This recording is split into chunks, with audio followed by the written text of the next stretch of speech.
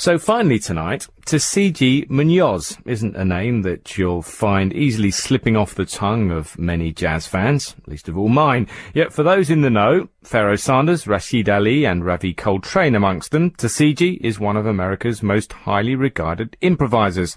Some say he picked up where Coltrane left off, but his explanation is quite frankly way more esoteric. His music is very difficult to get hold of, but that's about to change with a major relaunch of his website.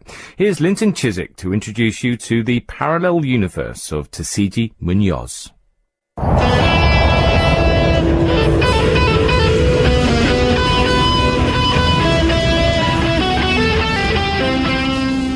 His elders told him when he was just a little kid that you will write the books. And they also said to him, there's nothing we can teach you. When have you ever heard elders tell a young kid there's nothing we can teach you? I've played with a lot of the greats. I had a chance to play with Miles Davis, Dizzy Gillespie, McCoy Tyner. And any of those experiences that I've had, I wouldn't have been able to cope at all if it weren't for the training that I got with Tisziji Munoz. I was just amazed by him from the start. He sounded to me like a cross between Jimi Hendrix and John Coltrane. His music is beyond music. It's not about music, really. It's not coming from the same place. It's more like a healing process. It's more like a fire.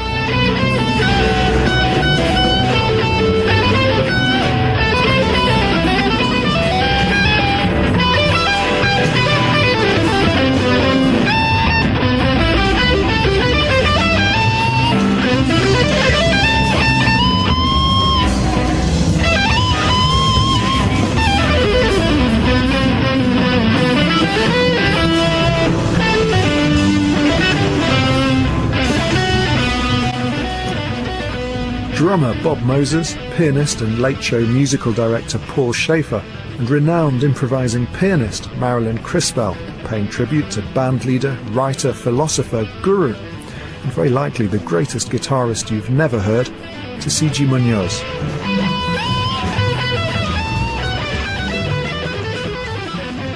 Tisziji not the easiest guitarist to discover, but fans of his music include some of the great and the good of both contemporary jazz and free improvisation, including Pharoah Sanders, Charles Lloyd and John Medeski. Bob Moses first met Tisziji in New York in the late 1970s. At that time, Tisziji lived in New York City on the Lower East Side, a very funky neighborhood off of the Bowery. I think it was on 3rd Street. That's where a lot of the bums and the homeless people hang out, or at least used to in those days. And the first time I heard him play, I was, I'd never heard anything like it. It changed my life from that moment. I remember saying to him something that I've never said to any other musician or any other person I've ever met. I said, if you want me to play with you anytime, any place, just tell me the time and the place. It doesn't matter if it pays, I'll be there.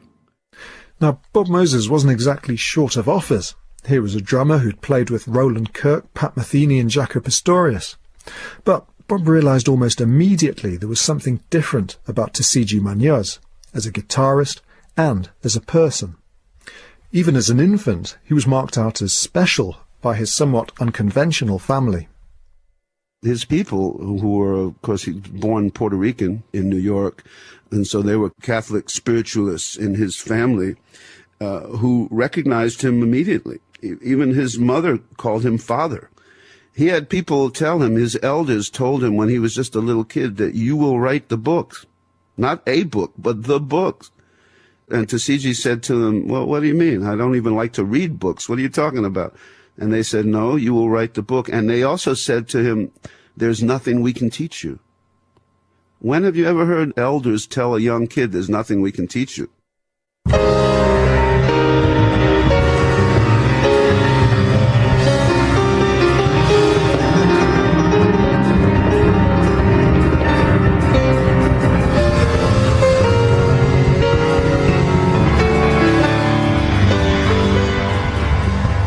I was fortunate enough to be brought into a family where there was some psychics who were healers. That is to say, they did good work. They lent their gifts to help peeps who were in need of their services, so that helped. It's an extraordinary story. Born in Brooklyn in 1946 of a Puerto Rican family, he took to drums first, the guitar later. In fact, Tisziji was considered something of a drums prodigy, performing with Monga Santa Maria at just 13. The guitar, however, was a calling, a family tradition Tisziji traces back to 18th century Spain. But it came with some very particular physical challenges. At the age of 5, Tisziji was pushed by a cousin through a window. He severed the artery in his left wrist. We see a dark side in terms of tragedy, but it could be a very profound opening side. That's one of the key ways that you are contacted by spirit, is to have you broken open.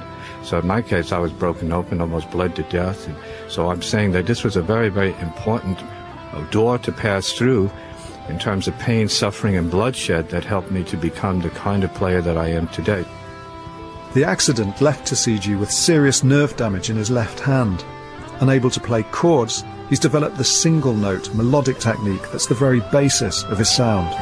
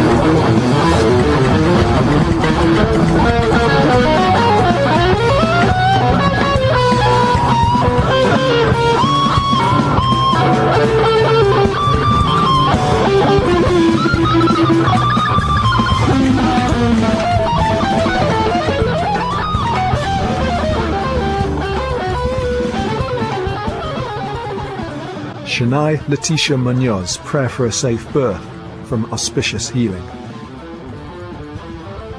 During his teens and 20s, Tisziji played in doo-wop and Latin soul bands in California and New York.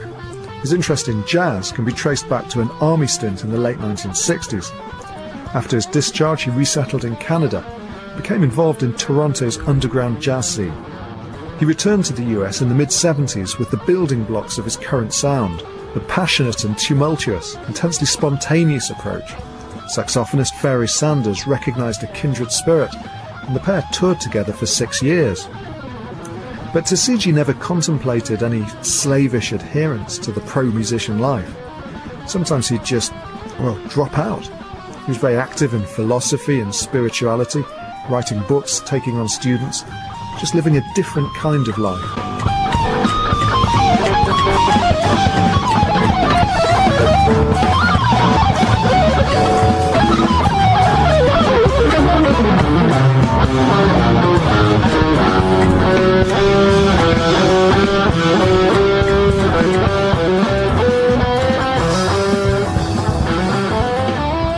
During Tisziji 40-year career, parallels have frequently been drawn with John Coltrane, and it's certainly true that many musicians from the coterie who worked closely with Coltrane enjoy playing with Tisziji.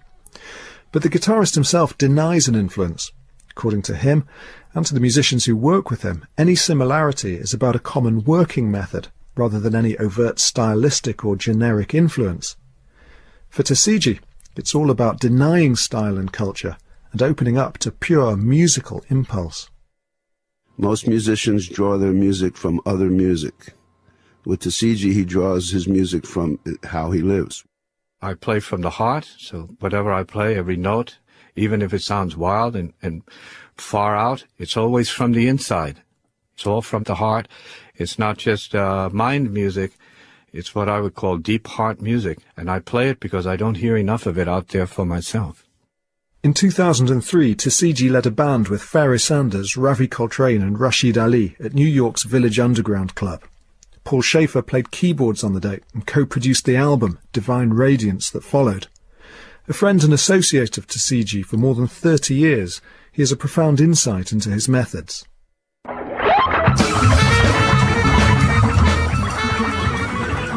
His method is usually no preparation at all. You know, he's familiar with the conventional way of writing music, and he might have a lead sheet, and he'll just put it in front of you and count it off. These sessions took place not long after the terrible attack on the World Trade Center. So the city of New York was still like a war zone when we went into the studio. And of course, it was on everyone's mind. It was just something that was really dragging down the morale of everyone in New York. And the song Divine Radiance was just an opportunity that Tisziji gave these musicians to have a cathartic experience and just scream.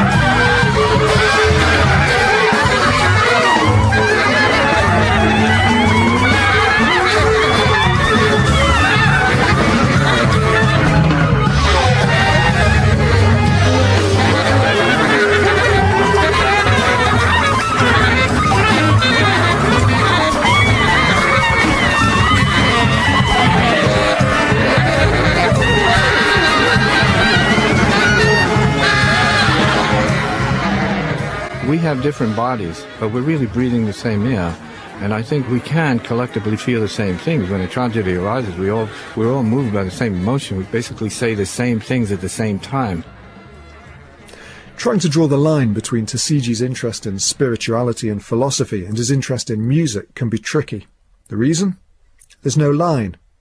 He appears to practice a kind of esoteric mysticism that shares aspects of Buddhism, Hinduism, even 20th century European psychotherapy.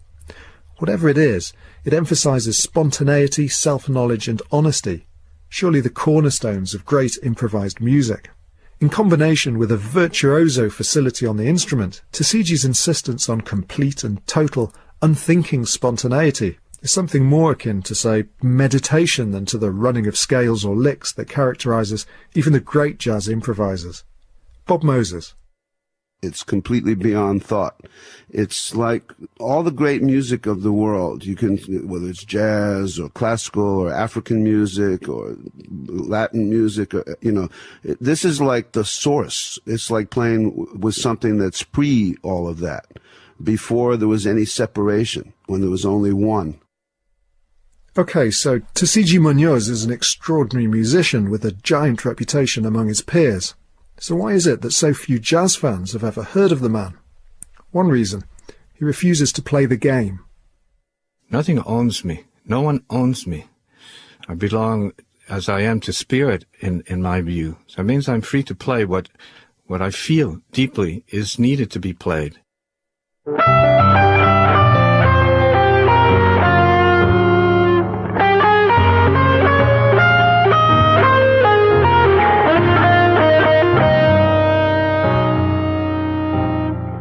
The vast majority of his recordings are owned by his own Anami label. Many of them have been unavailable for many years. Thankfully, and with the help of family members and the encouragement of his peers, Tiszyi's website is undergoing a major relaunch. The plan is to bring a wealth of rare and deleted recordings to the web, with some streaming audio and video and a full catalogue of CDs. So will jazz guitar's best-kept secret finally get the recognition so many believe he deserves? Well, don't expect too much fanfare. Marilyn Crispell. He's said many times that he doesn't consider himself a musician, that the music is merely a conduit for this energy to come through him. Maybe feels that the people who are meant to hear him will hear him. So there you go. It's fate. Don't ignore it.